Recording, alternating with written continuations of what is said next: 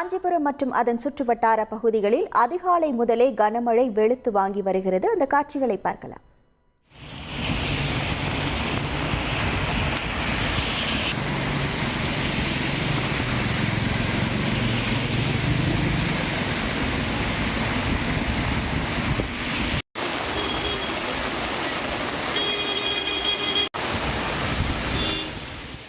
இது குறித்தான முழு விவரங்களோடு இணைகிறார் நமது செய்தியாளர் தனராஜ். வணக்கம் தனராஜ்.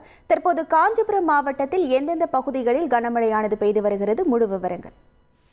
வட தமிழக கடலோர பகுதிகளிலே நிலவரக்கூடிய குறைந்த காற்றழுத்த தாழ்வு மண்டலம் இன்று அதே பகுதியில இருந்து வலுவிழக்கக்கூடும் என்று வானிலை மையம் அறிவித்திருக்கிறது. அதன்படி சென்னை வானிலை மையம் அறிவித்துள்ளபடி காஞ்சிபுரம் மாவட்டத்தில் இருக்கின்ற பல்வேறு பகுதிகளிலே கனமழை பெய்து வருகிறது.